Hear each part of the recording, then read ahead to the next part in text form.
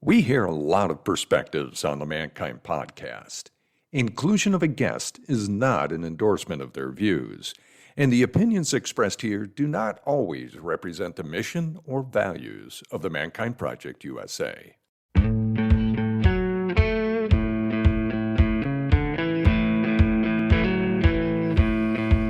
Looks like the rain has gone. Hey everybody, it's Boysen Hodgson. Welcome back to the Mankind Podcast, the podcast where we set out to prove, and I think do a fine job of proving, that there's more than one way to be a man. We are complicating masculinity over and over and over and bringing some rich conversations out. Today, a man that I have not known personally, but known of for as long as I've been in men's work, since very early in men's work, Rick Belden. And Rick, say hello first. Hello, Boysen. Hello, everybody who's watching or listening.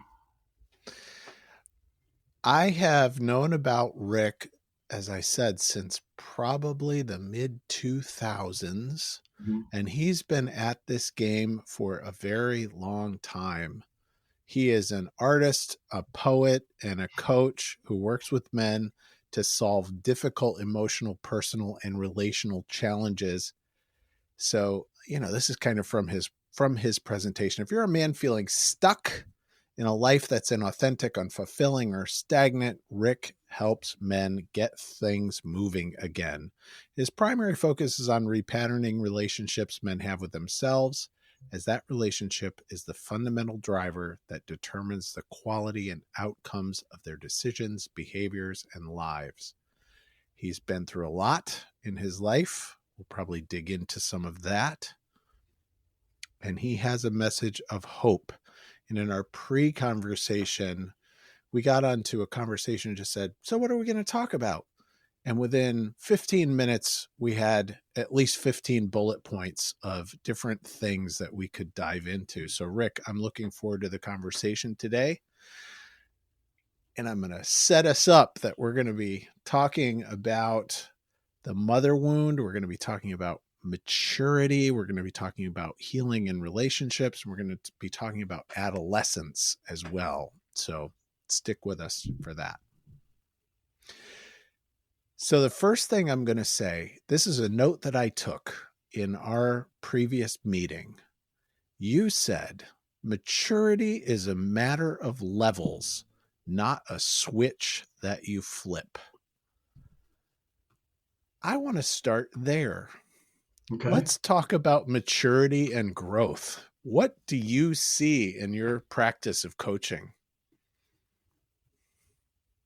What do I see in terms of the process, or what do I see in terms of where a lot of men are?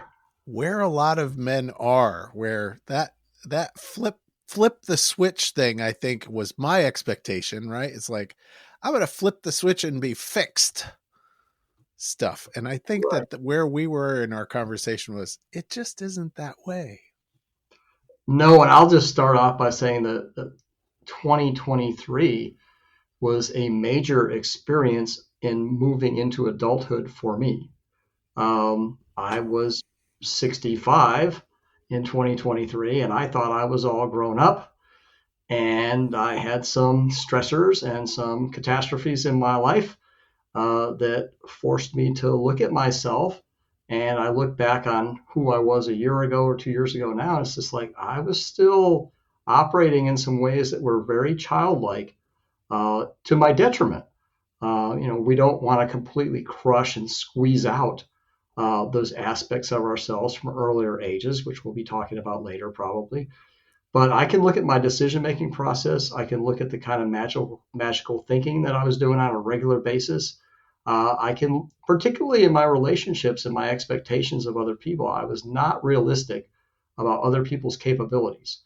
And I was still trying to cajole and manipulate and overfunction my way into getting people to meet my needs, which is something that a child who's in a situation with unmet needs learns to do, because what choice do you have? But it's not appropriate for a man who's 65, and it doesn't turn out well. And that's not to be critical of myself. It goes to the point of the question, which is that maturity is a developmental process. And you have to go through developmental stages in the direction of maturity rather than a switch that turns on and off, or just suddenly one day you wake up and it's like, oh, I'm mature now. It's like, well, we have so many embedded, conditioned patterns of thought, belief, perception, and they get in the way. So if we're still operating out of a set of narratives and assumptions that we adapted or were conditioned into when we were growing up, it doesn't matter if you're 65, it doesn't matter if you're 45, it doesn't matter if you're 85, you're still not fully mature in terms of the potential that you have and how you function, how you perceive, how you operate, how you make decisions. And it shows up in your relationships with other people as it did in mine. Can I go to the personal level of what was it that kind of finally woke you up last year to this new set of things? What was it that triggered it? Two things in parallel, actually, which was horrible. But actually, sometimes if you want to grow, it's like, well, you might as well turn up the dial. But yeah, I had a 5-year romantic relationship that crashed in a very catastrophic way for me. That was very shocking, and really it re-traumatized me in a lot of ways, and it connected with some things that we're going to talk about later that I hadn't fully completed that I thought I had. And at the same time, my relationship with my closest sibling also crashed in parallel with that. And so then that caused me to, it forced me to look at the family system that I came out of, and to, again, I still had some fantasies about what those relationships and what that family system could be like from when I was a little boy. I didn't know that I had them. If you know that you have these things, you pretty much flush it out. But if you're operating with that sort of information under your level of awareness, in my case, I'll just say I was getting frustrated a lot. I was disappointed a lot. I was wearing myself out trying to get things to work that weren't working. And so, yeah, it was two of my closest relationships that actually just hit the wall and fell apart roughly at the same time. And so, yeah, that backed me into a corner, and it's like, okay, well, I got to look at myself here. And it took a year of that and it was a lot of hard work too, but I needed to do it because, and this is what happens when you talk about men who come to me. A lot of the men who come to me are like, I'm tired of this. I'm tired of getting the same lousy result. I don't know what to do because I don't understand why it keeps happening. And that's an invitation to look at your level of operational maturity, I'll say, and kind of start, try to get some distance from, one of the things I say to clients all the time is like, if you can separate and segregate the emotional energy from the information, then you can look at the information and you can typically take some action based on the information. It doesn't matter it doesn't mean the emotions don't matter. It just means that the emotions can be so intense because, again, they travel all the way back in time to when you were younger, that you can't see the information, even though you keep getting slapped upside the head with it over and over and over again. It's the pain of the experience that we tend to focus on rather than the information that is encapsulated in the experience. That's really well said. Yes. Calls out to me something that I have heard in my own therapy over time. My therapist said this. I turn 53 next week. Congratulations on getting this far. Right. Yeah, there we go. Yay. And my therapist said something in a single sentence that was like revolutionary to me. Why didn't I think of this before? Our brains are time machines. Our brains do not exist in the present moment. Our brains exist then and now and out there in the future, all at the same time. We're constantly running that. So there's no like, oh, well, that happened to me 40 years ago. Why am I still thinking about today? My brain doesn't know that. Well, and I'll kind of back that up with a quote that I like to use all the time from a gentleman named John Sarno, who said the reason childhood things matter is because the unconscious has no sense of time. What is it like to be, having been working with men for so long? Are there things that you see men experience? You just kind of spoke to it, right? I'm frustrated. The triggers that finally get men to wake up to things.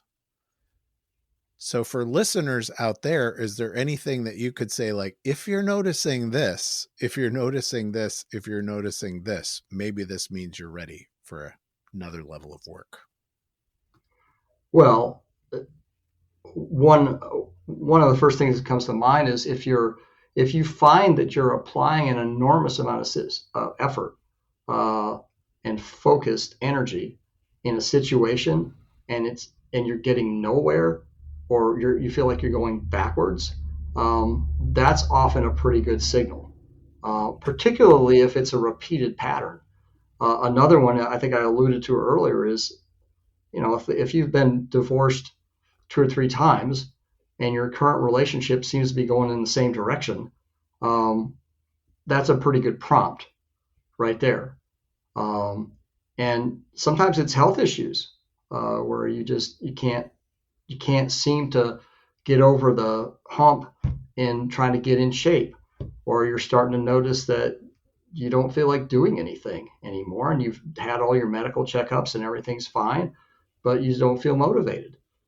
That's a big one, I think, is basically that suggests that the narrative that you've been running with for a long time just doesn't work anymore.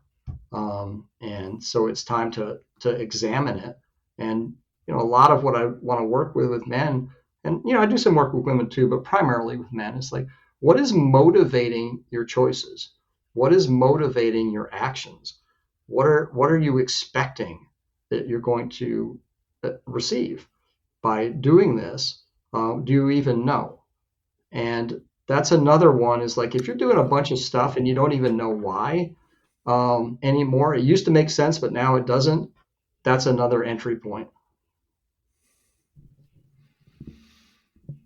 Nice. And I want to start going back. So you and I talked about inner child work when we last met. And one of the things that you brought to the fore was that one of the oft overlooked pieces of inner child work is adolescence. Yes. And adolescent work. So let's talk about working with men and the adolescent in all of us. And the pre-adolescent. And the pre-adolescent. As well. Yeah. So expand on that. Yeah.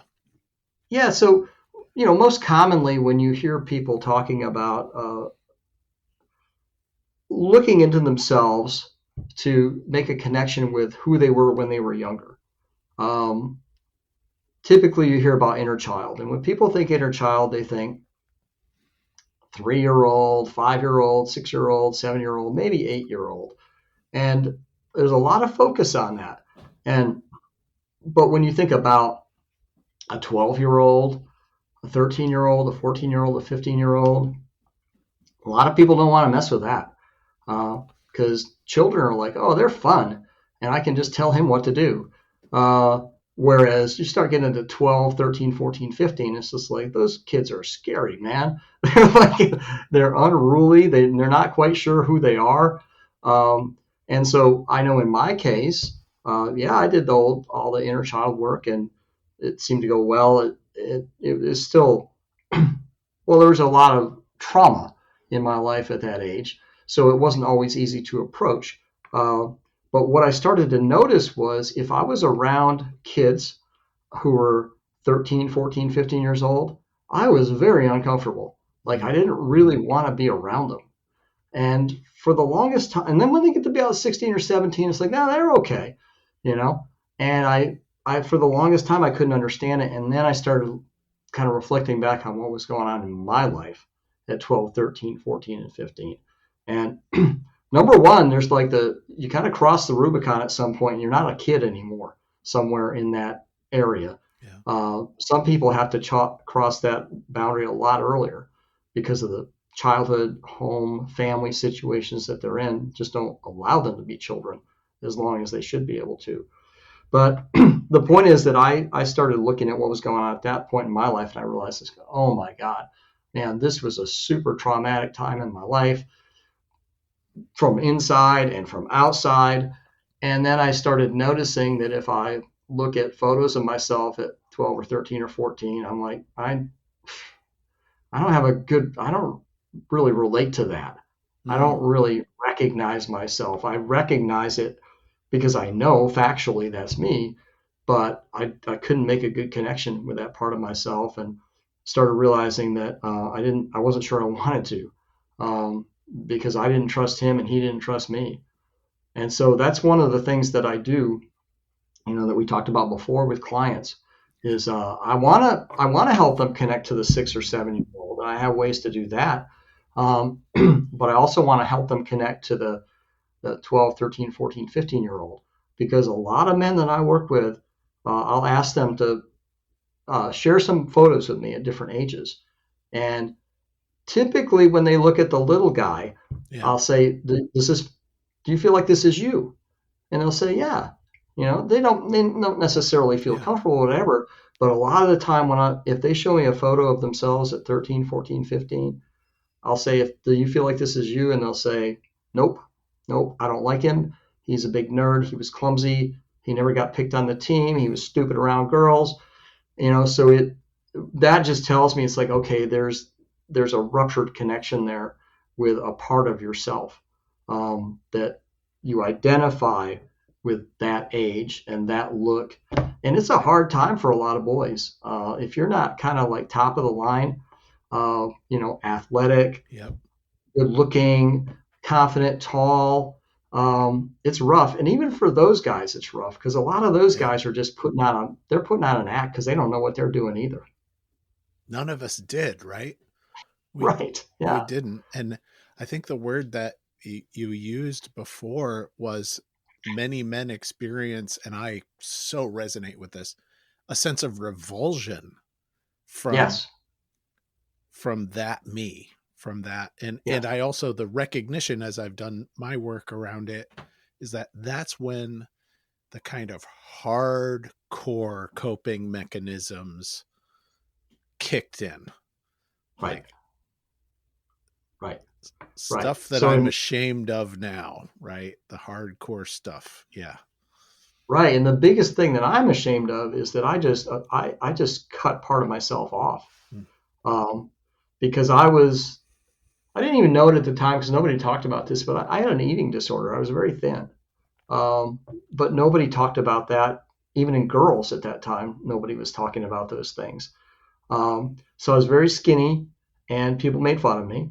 And I wasn't hip to like the latest styles and stuff. So I had my haircut wasn't really up to snuff, and I was very smart. So I got called a nerd and all this stuff, and I just got tortured by bullies and everything. And I just reached a certain point where I just decided, I'm going to become a different person who's not going to be targeted like this. And so I left that part of myself behind, and I felt a lot of shame around him. So if I looked at photos of myself, if I looked at my freshman high school yearbook photo, I would just feel humiliated just to look at him. And I just felt like I don't want to be connected to him. He was the subject of all the abuse. He was the target of all the bullying. He was the one who didn't know how to fit in. And so for my own survival, I figured out how to leave him, how to cut him out and morph into somebody who would fit in, who had more of a rebellious attitude, and the long hair and the mustache, as opposed to the short hair, and wisecracking class, smoking dope, And the thing is, I still really like that guy. Yeah. I do, because it was the first time, Boysen, in my life that I was actually establishing an identity that I had decided on for myself.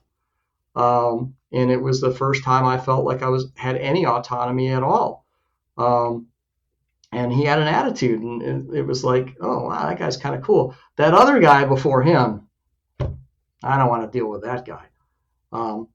And it's still tough to approach it because my motivation for changing into a different persona was a feeling of shame and humiliation that was so deep that it's still in there, and it's not easy to really approach it.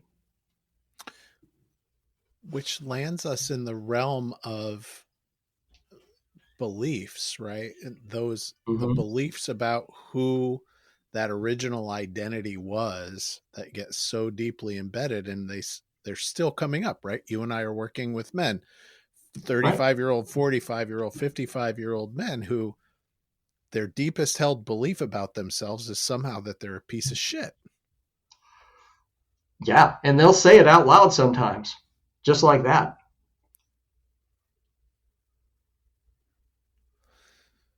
How do we reconcile? So this is the work, right? So how do we start to Right. reconcile with those? Well, there are different techniques that I'll use. So, for example, the starting point is if I'm in a coaching session and I've asked the client to share some photos, I'll put the photo up on the screen and share it with him, and then we'll talk about it. I'll ask him questions. Like I said, first of all, do you feel like this is you? And then we'll explore that, and then I'll ask questions like, well, what does he think of you? Is he proud of you? Is he disappointed in you? Did you let him down? Does he trust you? What do you think of him? Do you trust him? If he could come into the room right now, would he even want to? Because I've had men tell me, no, he doesn't want to come in here, and I don't want him in here. Um, if they're willing to let him in, where in the room would he want to sit? Would he be interested in what we're talking about? Is there something he'd want to contribute? It's just a way to sort of like try to establish, and you have to use your imagination a little bit. That's Yeah. okay. To try to establish some kind of communication. And another thing I like to do is, and this is true with younger ages too. All of this stuff I'm saying is true. Um, it seems like most typically when people are doing inner child work, so to speak, there's a letter writing thing that people often do. Well, Right. write a letter to your inner child. It's like, well, pretend you're your inner child. Write to the adult.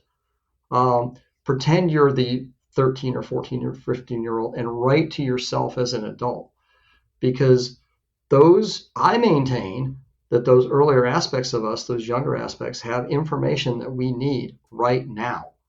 Um, but they don't necessarily think there's a way to communicate it to us except by subterfuge. Ah, So some of the things that you might find yourself doing, you're like, why do I keep doing this? Why do I, you know, why do I have to have that giant bag of potato chips right after work? It's like, who are you satisfying with this? And so those are all ways to start to develop kind of a sense, a communication, a dialogue, to find out, what does this guy want? What does this 12, 13, 14, 15-year-old version of me want from me? Because now I'm the adult. So whatever he didn't get from the adults at the time, that's not going to get fixed. Uh, right now, I'm the adult. And this is one of the things that kind of wraps back to what I was saying about myself last year. yeah. It's like I had to like bring my adult online, and I still need to more often, because certain types of situations would throw me back into, for example, the high school boy who didn't have a girlfriend and dreamed about what it would be like to have one. And so he's just waiting and waiting and waiting. And then if somebody shows up and it seems like, oh, that's her, here comes that 16-year-old just taking over. And adult me is just going, okay, well, I guess he knows what he's doing, which really isn't safe. Yeah, terrifying actually. Yeah. That's that's a great perspective shift for me. Who's coming online in this situation of an unmet need or a perceived unmet need? Right. Right. Right. Right. Because you have children, you've been around children, you know what kids are like in middle school and all that kind of stuff. It's like they make their mind up that like something's important to them. And just because you get older and you never got it, it doesn't make that desire go away. the desire or the promise. Like I made promises to myself when I was growing up about what life was going to be when I was an adult. So when I check in with maybe, I don't know, maybe my 15-year-old self, it's like, well, how do you think I'm doing? He's like, man, you're a sellout, you know? Yeah. So yeah, they're still in there, and they're punching buttons and they're pulling levers, and they're like the Wizard of Oz. You know, like they're in there and they're driving all kinds of decisions. We age regress all the time. I do. I'll speak for myself, but I mean, I age regress all the time during the day, and that's one of the things I work with clients on. Is like when you're feeling upset, if you're feeling disappointed, if you're feeling like you want to do something impulsively, and you can always ask yourself, how old am I right now? And most of the time, it's not going to be your chronological age. Phew. In my men's group this week, processing something, and without going into a lot of story, that age is like the 13-year-old me. And it came clear to me, one of the things that my father used to say to me is, if you don't wipe that smirk off your face, I'm going to wipe it off for you. Oh yeah, me too. And how that kid, that smirky, patronizing, manipulative, arrogant little kid still shows up today in my marriage when I'm not getting what I want. Right. And right. Yeah. It's right. just, so I would encourage, if this was a coaching situation, I would encourage you to develop your dialogue with him and find out what's going on for him. And what is it about an interaction with your wife that causes you to recede back to that age? Because something's happening inside you, I would contend. Yeah. There's a decision made inside you that, like, that's the guy to handle this situation, right? So your adult abdicates, not necessarily by choice, maybe by default. Maybe he feels stressed, but there's some decision made in there of like, okay, send in that guy. That this situation requires that 13-year-old. Yeah, send in that guy. And what I'm coming to learn about that guy is that guy didn't know how to express preferences, wants, desires, didn't feel like he could speak up for himself, didn't feel like his needs mattered. And the smirky 13-year-old, I could get a reaction out of people, right? It became a way of getting things to move. There's some power there. Yeah. Right? You access some power. Yeah. But now, like, not useful on a Sunday afternoon when we're prepping food and nope. trying to get things done. So, and the worst situation, sorry to interrupt, I was just going to say the worst situation of all is when you age regress and it causes her to age regress at the same time. And then it's just like, you really should just walk away from each other until you like restore yourself at least to 2/3 of an adult. Because then it's just trauma patterns that are interacting with each other. And I just shout to my wife, right? We're 20 years into this thing, and our relationship started with, I did the New Warrior training adventure in April of 2004, about 6 months after we met. She did a thing called Women in Power the same summer. So shadow work based bioenergetics. And then we sat in group. I sat in men's group. She sat in women's group for years. So like getting our gears together on doing shadow work together. So today, like, it just makes me laugh. Like when that 13-year-old shows up and then, her 10-year-old shows up, right. It used to be hard, but today it's like, we know each other so well. We see each other so well. It's like, oh, let's dance. There's a shadow dance that we can actually engage in yeah, just shout out to my wife and big gratitude. Well, I think you made an important point there too, which is that when we talk about, kind of wrapping back to the beginning, when we talk about your level of maturity as a man, you're always going to have some of those younger selves poking up in certain situations. Unless you are some sort of ascended master who can resolve all of that stuff in one lifetime. So the whole maturity idea is not to reach an endpoint. As we said, it's a developmental process that's ongoing. It's like trying to, it's like trying to get to this horizon to get to the sun. It's like you're never going to get there. But along the way, you become more of who you really were meant to be. Thank you. I want to start to shift us over a little bit. And one of the things that I may have breezed through too quickly in your bio is that you are a writer and a poet. And that's how we first got introduced, was the Mankind Project Journal. And you were contributing some works way back when.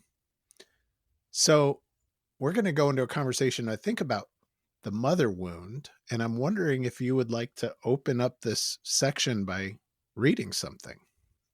So now we're going to go into something that you and I touched on before. And if you've been listening to the podcast in the last few weeks, you know that I did a 2-parter with Douglas Gillette where we talked about the mother complex. And that's something that Rick and I also discussed. So Rick, why don't you read us a poem and then let's dive in.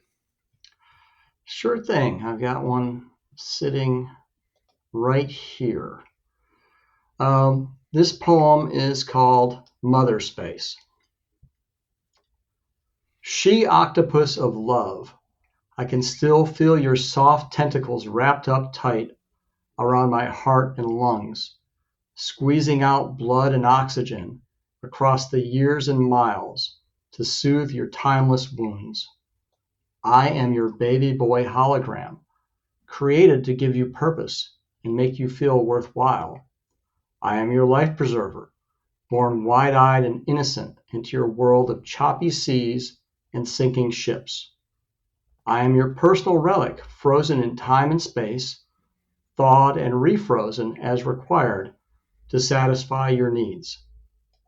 You taught me to keep myself small, to be the best listener, to put my needs last, to sacrifice myself, to wait my turn forever, to be ashamed of myself, to swallow every tear.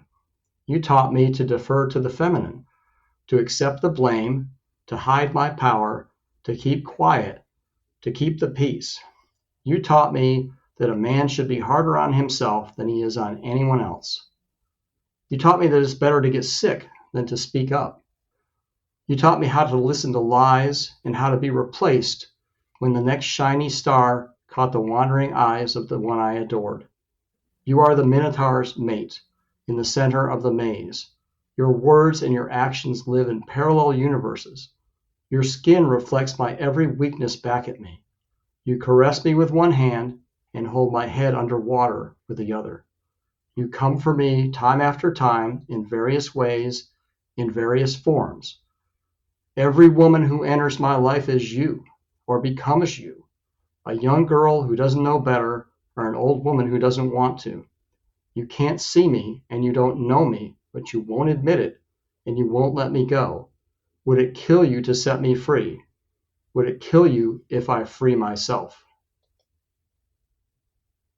So I think maybe a first place to start then is, how do you define what we're talking about? That is the best place to start, I think. And I'm going to share a definition that I used in an article that I wrote a few years ago on Huffington Post and elsewhere called Men and the Mother Wound. And the way I started that article is by saying, a mother wound may be thought of as an injury to the psyche of a child resulting from significant dysfunction or disruption in relationship with the mother. In some cases, it is the result of a mother's absence or unavailability due to death, illness, adoption, or other circumstances that dramatically separate the child from the mother. but more typically, a mother wound is a complex of injuries to the child's psyche received over many years, often as a result of the mother acting consciously or not out of her own woundedness. One of the most severe kinds of psychic wounding occurs when the child's primary function in the relationship is to be used by the mother to meet her own narcissistic needs.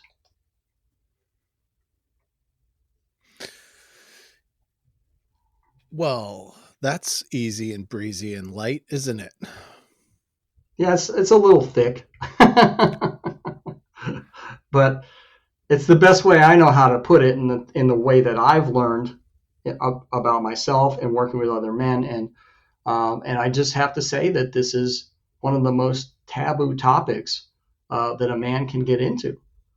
We are not supposed to acknowledge that our mothers didn't do everything that we needed. And there's a way in which they did not do everything we needed, and they did everything they could with what they had, right? There's like, how can we hold both? How can we hold the paradox of our parents, both of our parents? In this case, we're talking about the mother, right? Right. The paradox of some of the most painful things that I experienced as a little kid came from there. And some of the most beautiful pieces of who I am also came from there. That is a big challenge. That's a big challenge. And early on in my work, because I started with the father wound, because my father was so outrageously horrible to be with that he was easy. And I think in general for men, it's easier to kind of take on their fathers first, because I don't think men feel so protective about their fathers. We tend to feel protective about our mothers. That's part of what we're supposed to do is protect women and our mothers in particular. Like I said, it was easy to start with my father. Getting around to the issue with my mother took longer. But one of the things I used to hear a lot from people was, well, they did the best they could. It's like, yeah, I know. They did the best they could, and they hurt me. And so it is both. I recognize both. If you just stay on one side or the other, you're not going to get any kind of resolution. You do have to get to the point, and I don't mean, again, it's not flipping a switch. Right. It's a progressive sort of experience where you learn, I had to learn, others had to learn, to hold both of those at the same time. Yes. And it's not the fairy tale version, and it's also not the horror story version for most of us. It's both. And one of the things that I had to do with my father, which I had to do with my mother, which took longer, was begin to see them as independent human beings, not just my parents. And that is something that takes some work for most of us. There's a lot of reconceptualization involved. And again, it goes back to another thing we talked about earlier. It's like, if you want to be a mature man, if you want to be fully an adult, you have to learn to see your parents as something other than your parents. Yeah. If not, you're still stuck in a childhood wish. Say that again. I said, if you cannot reach the point where you see your parents as something other than your parents, then you are stuck. You are trapped in a childhood wish. So for men that you work with, what does this look like to practice getting into this? Yeah. Well, part of it is actually finding ways to characterize your experience with either parent, but we'll just talk about the mother at this point, in terms of your real-time experience as an adult. So one of the things I observed in my case was I would call my mother. I would sit there and clench my jaw for 45 minutes. If I tried to talk about things that mattered to me, she would divert me over to things that mattered to her, and I would feel like shit for 3 days afterwards. So, the first step, I think, is to begin to notice how your interactions with her affect you, assuming she's still alive.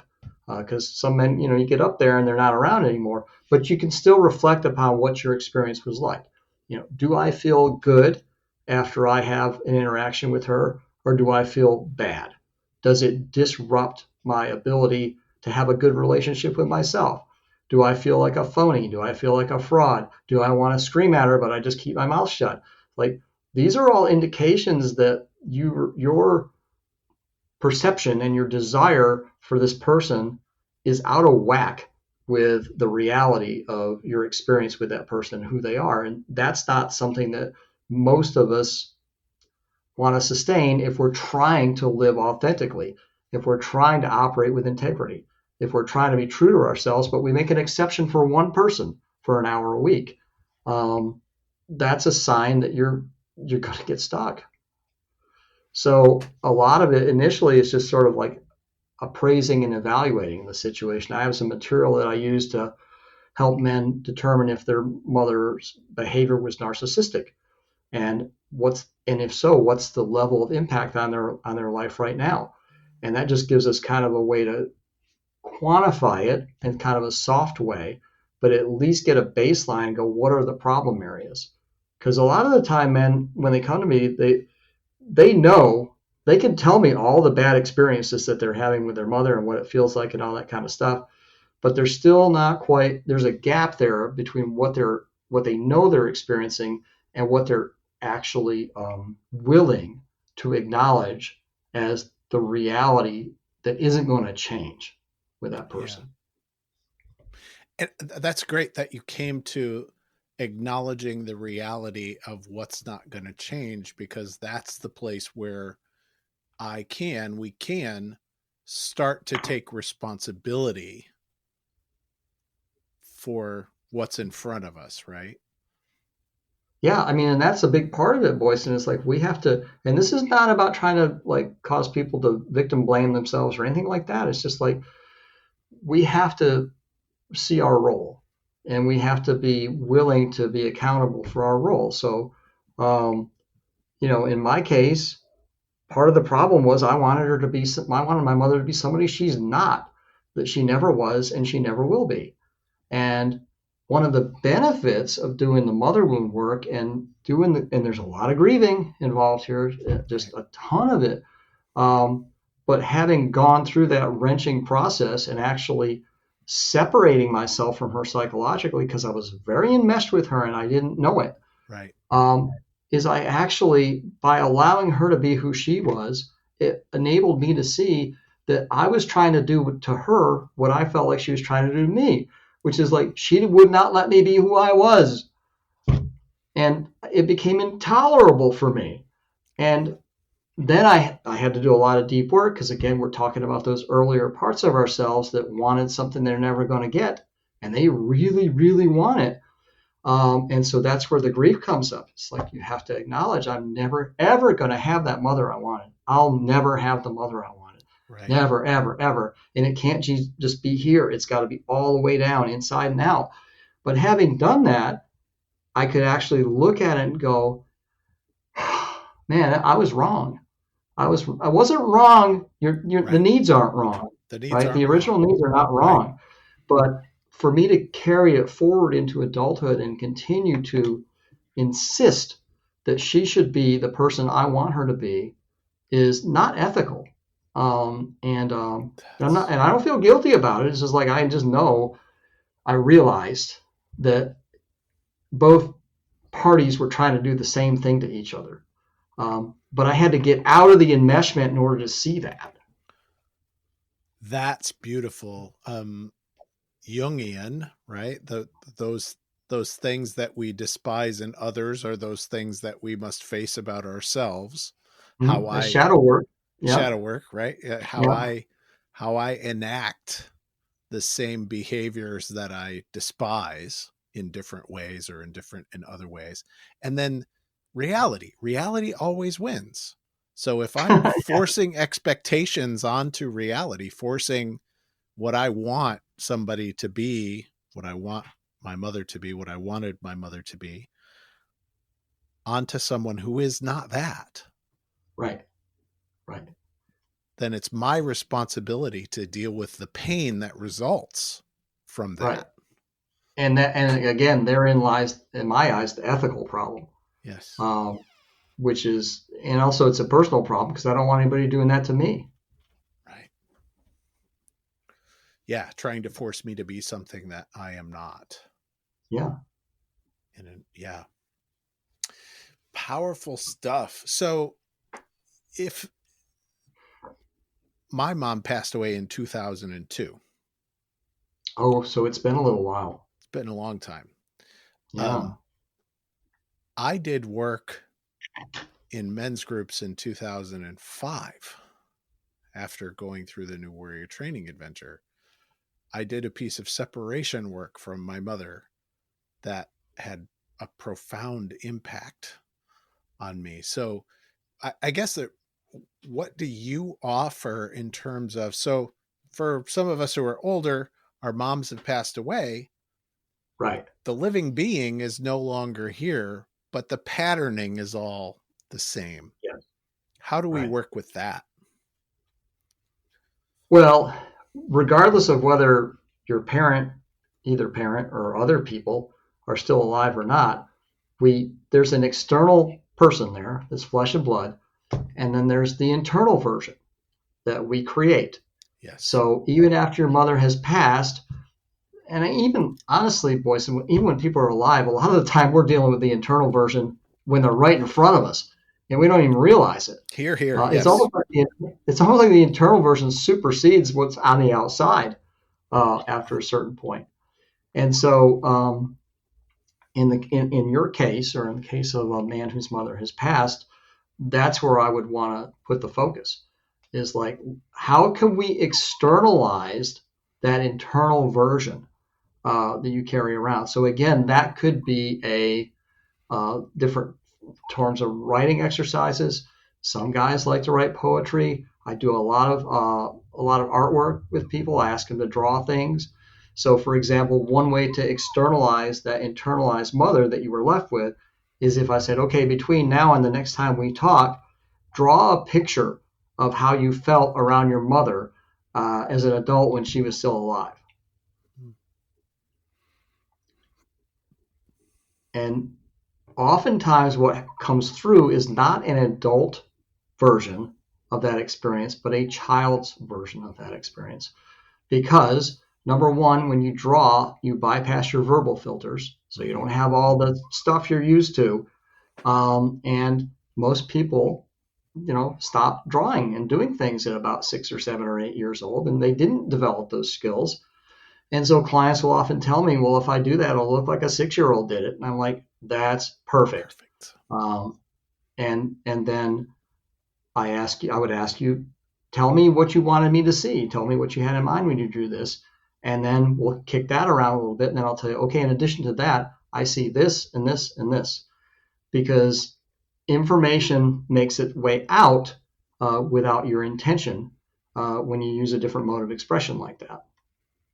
So that's an example of like, how do you externalize the internal mother that you're stuck with? It's like there's a lot of things we can do, but that's a good one. Because you think it's about your mother, but it's really about the relationship. Yes. It's the relationship that's the problem. Yes. That's the thing you have to resolve. And that's something I just learned like a year ago in that the year of hell that I had last year. Yeah. I really started to understand it's like there's me and there's somebody else, and then there's this third thing. And when things don't work out, my business is not so much with the other person. My business is with that third thing that we co-created that I'm left with.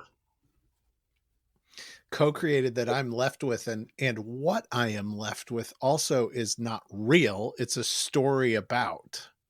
Yes. I had to do a lot of narrative revision last year. Talk about narrative revision, because I am so hot about that. So talk about narrative revision. Well, for example, there were things going on in both those relationships that I didn't know about, that I didn't understand. So with a lack of information, I created a narrative that I carried with me about this is what this relationship is like. This is what I can expect.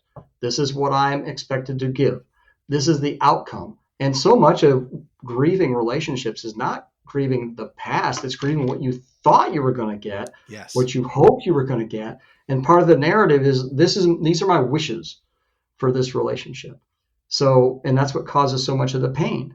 And so I took on the process of examining my thoughts. So when I noticed myself taking a walk and just going, rah, rah, rah, rah, you know, for the 300th time, I'd say, well, wait a minute, I have new information.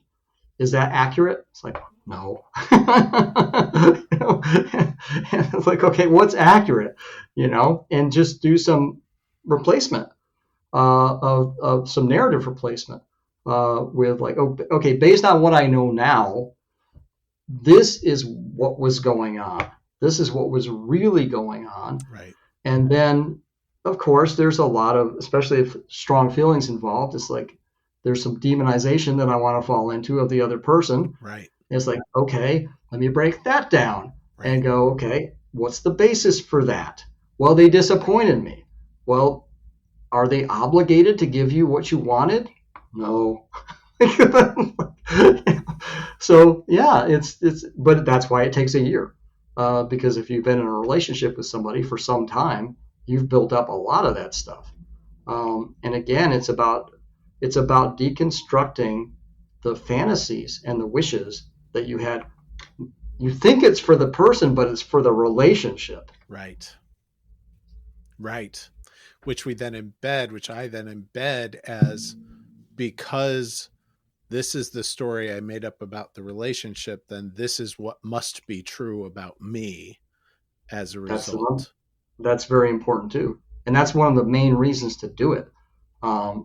Because you can easily fall into some assumptions about yourself that are hurtful, and that are harmful, that are shaming, and they age regress you back to the point where there's a part of you inside. Well, I'll just speak for myself.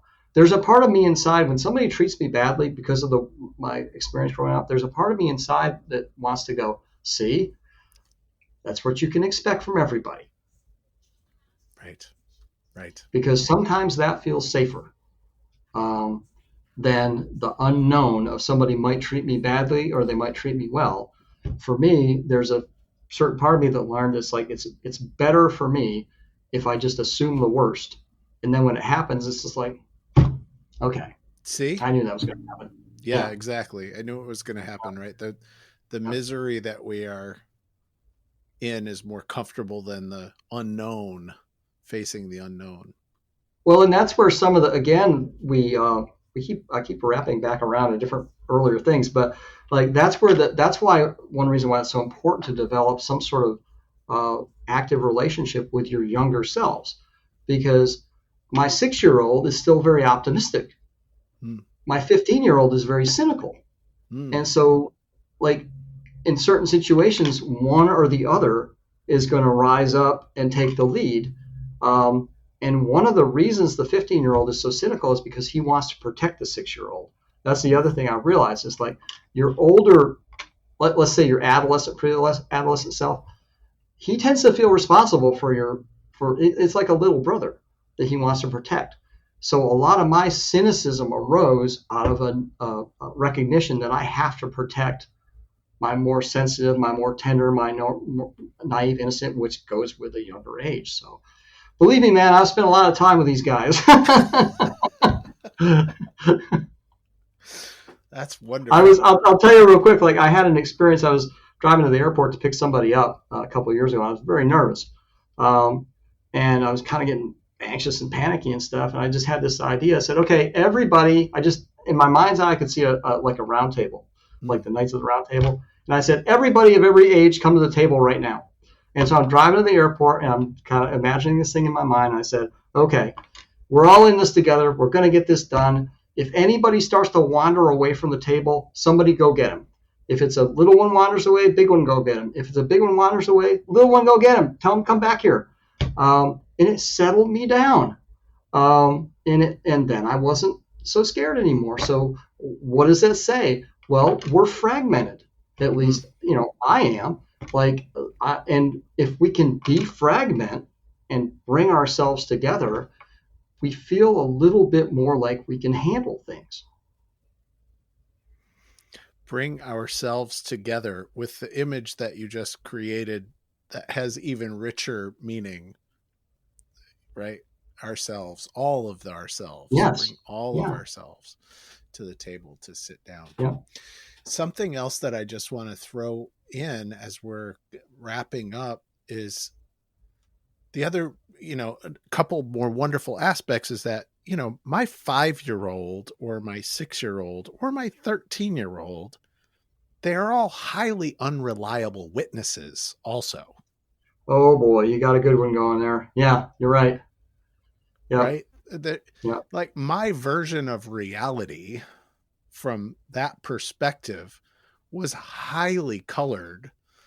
And also it's been rewritten in my nervous system over and over and over and over since that time. So that when I look back on that now, if there's anything if there's any fixed point, right? If there's any canon event that I am speaking to, it's just the version that I have reinforced and made up. Mm-hmm. And again, but again, I think yeah. we're talking about another one of those balance points, like where you have to be able to understand that your ability to perceive and reason and make sense of when you're 5 years old is not developed to the point of an adult. Right. That doesn't mean that it doesn't matter. That doesn't mean that it's all made up. That doesn't mean that there's nothing there of value. And it doesn't mean that his viewpoint doesn't matter. Right. So it just more puts the emphasis on the responsibility, whose responsibility it is now. Right. For me, it's like all of it is my responsibility. The emotional weight of as an adult, the emotional weight of an early childhood experience is real. Yes. And has had an impact. Right. And as an adult, it's my responsibility. Right. To care for it. You're right. You have to fill in for the adult, for the not good enough parent, who, for whatever reason, didn't recognize, didn't understand, wasn't capable, didn't want to, was distracted, all those kind of things. And that's where, a lot of the time I've over the years, I've heard people say, well, you're just whining, why don't you just get over it? And it's just like, I am getting over it. Like I'm getting over it by dealing with it. And it is an iterative, incremental developmental process. I mean, there are, we talked beforehand briefly. My first poetry book came out in 1990. And I look at it now and I'm proud of it and I'm glad that I did it. And I think it's incredible work I was like 31 years old. But I wouldn't write that book now because my narrative has changed and my characterization of things has changed. But I knew when I was writing that book, it's like, this is a right now book. This isn't something that I would expect to write in 20 years or 30 years or whatever. This is how I see it right now. And if I still saw things the way I did then, right now, then I would not have made much progress. But that was great progress at the time. I think that you just invented something for me, which I'm going to take away from this interview, which is, this is the right now me.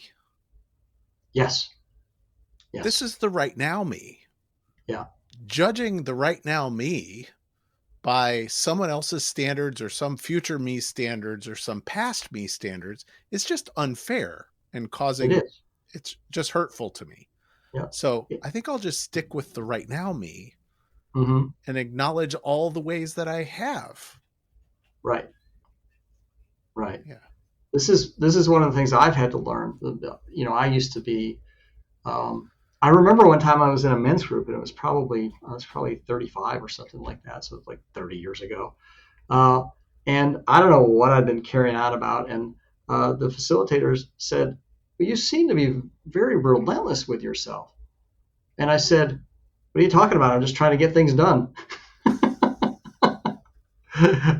It felt so, I'm sure you've had those moments too, where somebody they see you clearly and they say it, and you're like, what are you talking about?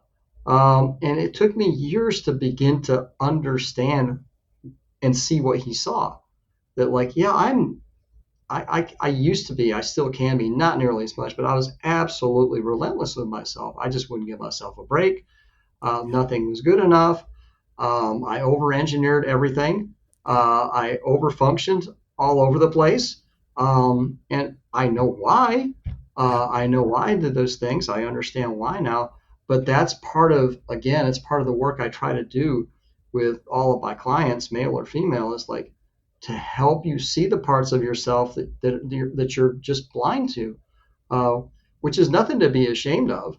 A lot of the time we learned and we were taught not to see those parts of ourselves. And it was critical to our survival that we stop seeing them. Yes. Rick Belden, what a rich discussion. There's probably more. Oh, yeah. Do you want to close with, would it make sense to close with the other poem that you're sitting on?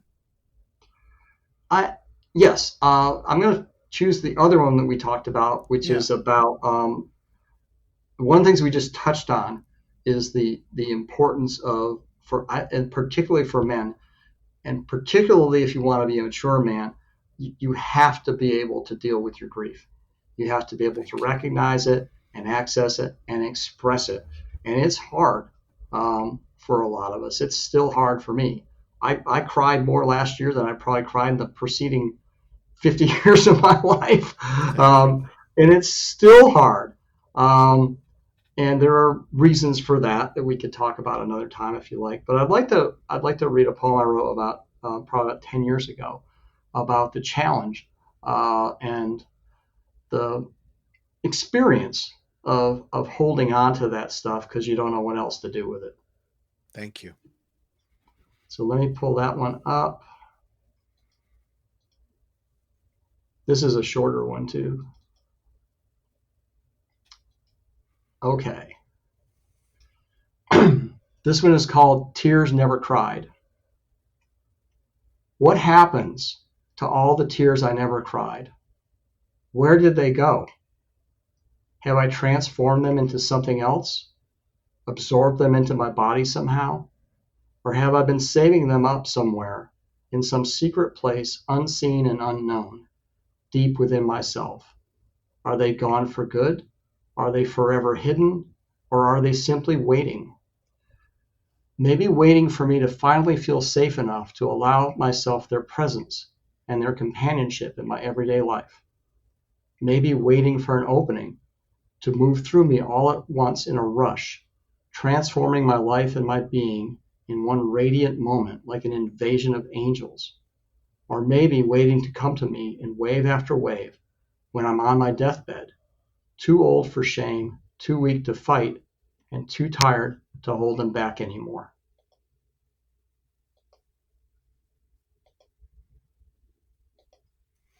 Thank you. Thank you.